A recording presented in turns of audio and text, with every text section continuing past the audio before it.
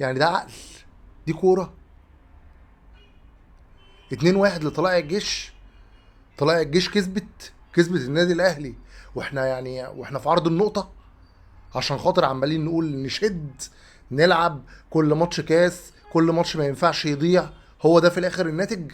لعيبه بتلعب بالطريقه دي، كميه مسباص مش عاديه، تضييع هجمات غريبه من اول دقيقه. والفكره ان الفرقه اللي قدامك الكره بتجيلها بتخش جون.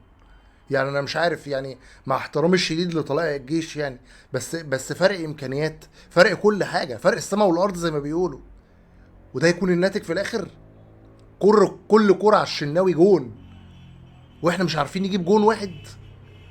جون واحد عشان نتعادل، خسرانين مش عارفين نجيب جون واحد عشان نتعادل بيه، عشان خاطر احنا النادي الاهلي. هو ده الاداء؟ هو ده المدرب اللي المفروض انه يبقى قاعد بره على الخط في وقت زي ده يتجنن ما يقعدش؟ ده الطبيعي ان هو يتجنن، يبقى مجنون دلوقتي كده على الخط قاعد ما بيعملش اي حاجه، تغييرات بكل برود. هو ده النادي الاهلي؟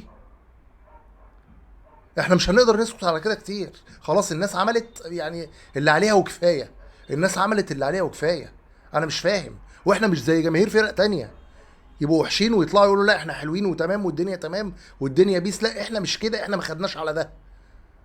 معرفش بقى، الاداره لازم تتحرك. انا معرفش الاداره ساكته ليه على كده. الموضوع غريب، غريب ويعصب. واي اهلاوي هيطلع يقول لي دلوقتي اصل احنا المفروض ندعم، المفروض نعمل، لا. ايوه، ندعم وفي ظهرهم بس لما نحس ان في لعب برجوله، لكن مش بالطريقه دي. دي مش طريقه لعب برجوله. انا اعرف ان اللعيب اللي يبقى خسران، وفي الموقف اللي احنا فيه ده، وفي عرض نقطه، وخسرانين من فرقه، معلش احنا بقول احنا فرق السماء والارض كامكانيات وككل حاجه. اللعيبه مش مصدقه نفسها ان هي كسبت. احنا جايين بنعمل ايه؟ اللعيبه اللي قدامنا مش مصدقه نفسها ان هي كسبتنا.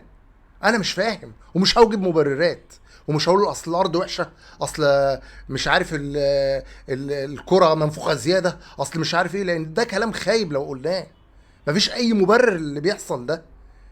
انا شايف ان اللي بيحصل ده ما يرضيش ربنا وحرام. ولو اداره الاهلي او المسؤولين في الاهلي او الاعلام بيقول لك اصل الجمهور ما بيروحش ليه، هو ده منظر يطرح له جمهور؟ ده لعب؟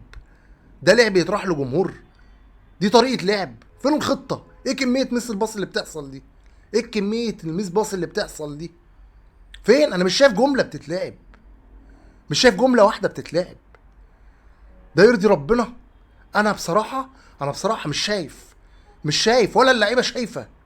انا مش شايف غير جمهور عمال يوجع في قلبه، وهيوجع في قلبه، وهنفضل نوجع في قلبنا. بس هي الفكره كلها ان احنا بنحب النادي الاهلي، لازم نفضل في ظهره على المره قبل الحلوه.